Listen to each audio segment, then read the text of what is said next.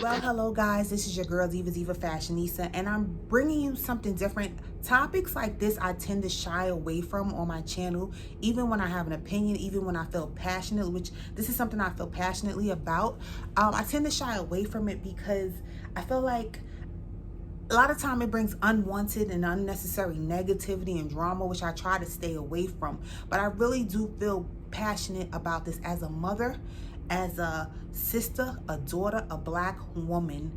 I feel a type of way. When I heard about this case, I was saddened. I'm angered. I'm angry about this case. I'm angry for several reasons, which I will explain in this video. But I felt the need to talk about it because when I came to YouTube, I did see a couple videos, but not too many. And I did see one from a black woman's perspective. So I'm just gonna give it to you how I feel, and just wanted to get this off my chest. So if you haven't heard, a social media influencer by the name of Toby Obumseli, let me read it because I'm probably gonna butcher this too. Obumseli was murdered, tragically and sadly murdered, at the hands of, allegedly, I have to say allegedly because that's what you're supposed to do. You're supposed to be innocent until proven guilty. But a lot of times when it's us, when you look like this, you're guilty until proven innocent. But allegedly his girlfriend murdered him over a domestic dispute. Now we have to, let's stick to the facts.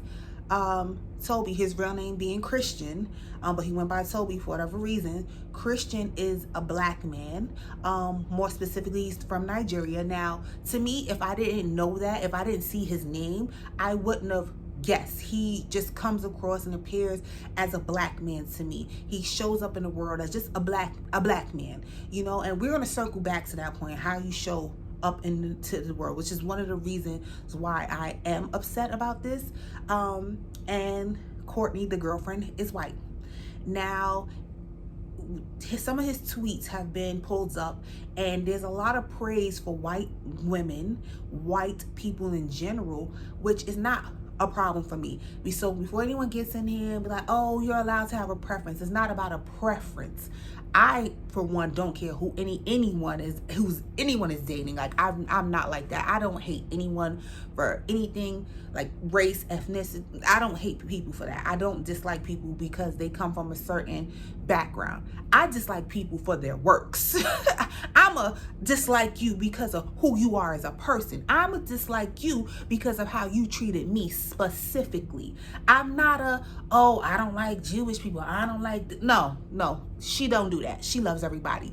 The only man that I've ever been disappointed with who liked someone that was a non-black was Kobe Bryant. He was the only one that I was just like, oh no, Kobe. He was the only one. But I didn't hate Vanessa. Like, I don't hate Vanessa because she got Kobe. I just was like, God damn. But anybody else, who cares? Like, love who you want to love. It's not about it. And it's just so ironic that his preference wound up killing him. Sad and ironic. And do I think it's some sort of twisted karma? No, I don't think he deserved it. And I want his murderer to go to jail. I want them to face the law. And it's sad that she's walking around and she hasn't faced. She's out. She's free to go out for drinks and post content and all things like that. That is totally tragic and it's totally sad. But as a black woman, I can't show up. And this can't be my rally cry. Justice won't be my rally cry because of a lot of reasons. As a black woman, one of my main concerns is how I show up in the world. When I wear hair or I wear lashes or I wear makeup, I have to worry about how I'm perceived. If I like a certain urban fashion, I have to worry about how I'm going to be perceived when I go out into the world. There's someone's going to be looking at me and think that I'm ghetto for these choices, and other ethnicities, other women are celebrated for these things. I have to be very conscious. I've been accused of respectability politics, and I'm not going to stop trying to be respectable or trying to be an asset you know, because I know that I am a mother. I'm a good person. I have a good heart, but you don't see that when you see maybe the hair or you see my skin color.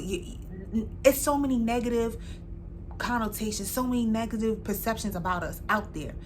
So to see a black man expressing those same negative ideologies, it's mind blowing. I can't help but be hurt. I can't help but wonder who hurt him. Like, you know, just seeing things like, oh, he was 16 when he said, and no, he wasn't. He was in college. He was grown. He was 18. He was grown. You know, old enough to know better. You know, he's talking about how the girls are loud and ghetto in it's always this one loud or ghetto one in his college classes.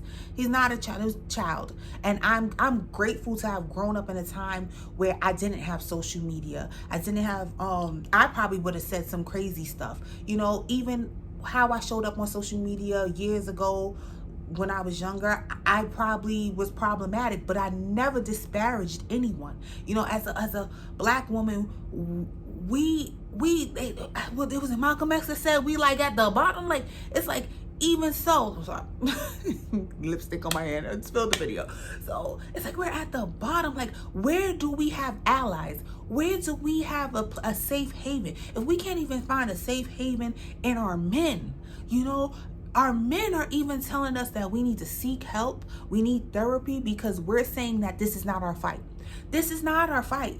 I have to agree. This can't be my rally cry. This cannot be my cross to bear, because out of all the things that happen to us as a people, and all the things that happen to me as a black woman, all these battles I already have to fight. Now I have to pick up the fight of someone who wouldn't pick up the fight for me.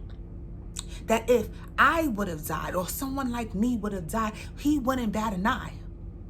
Show me, since we pulling up tweets, show me the tweets where he was advocating for Lawrence Smith Fields.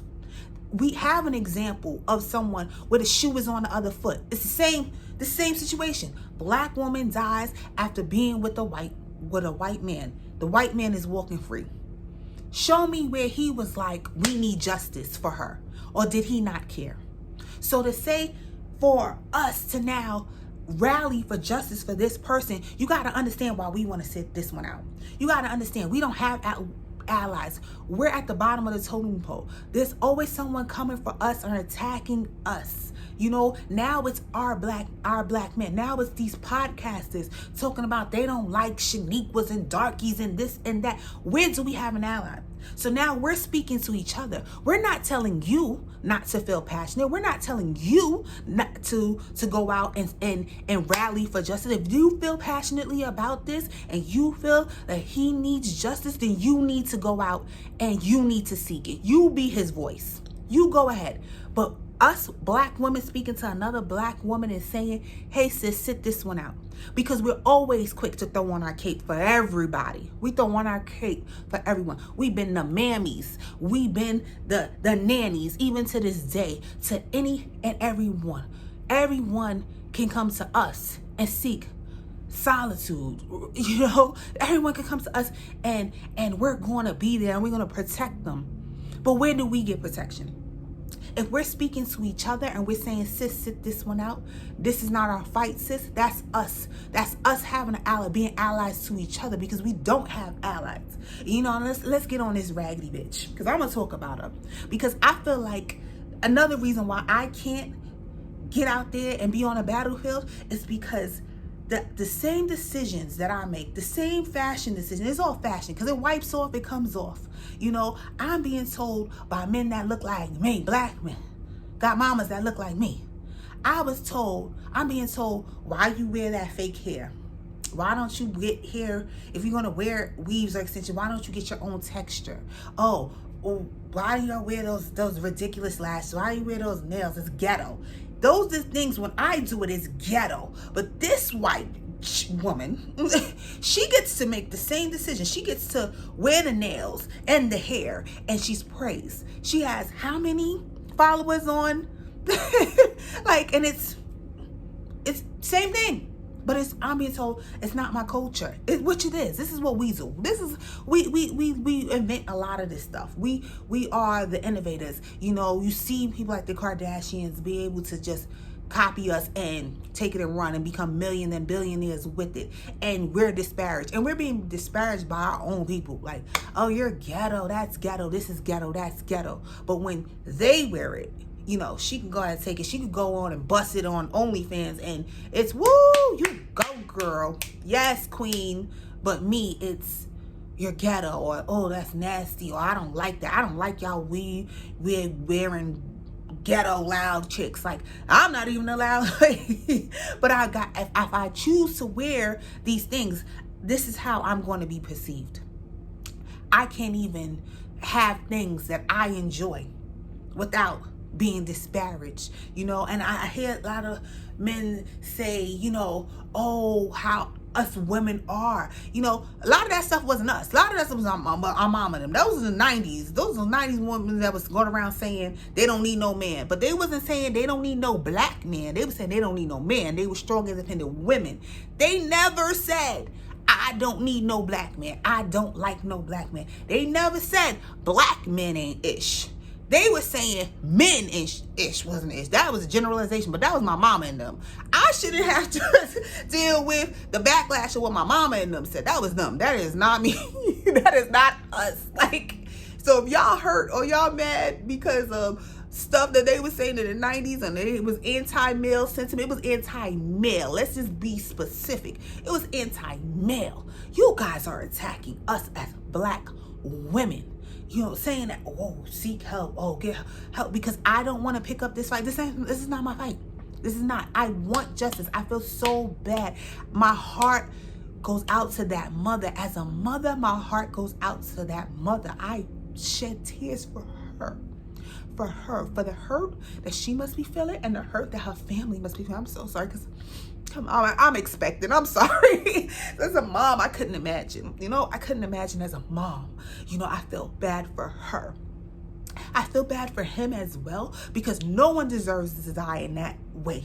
You know, nobody deserves to die in that way. That's heinous, you know. And yes, he deserves justice. But if I or women that look like me feel that this is not going to be a Breonna Taylor, this is not going to be a Sandra Bland, not for us. It's not going to be a Ahmaud Arbery. This is not going to be a Trayvon. This is not for us. We're not going to hashtag. You're not going to see us marching because of the things that this man said in life. And honestly, if it was the shoe was on the other foot, he wouldn't advocate for us, and you know it. So before you come over here or before you go onto your social media or anywhere else and tell us that we should be advocating, why don't you? First of all, tell me, what's this girl's name? What is the murderer's name? What county did this occur in? Who's the prosecutor in that county?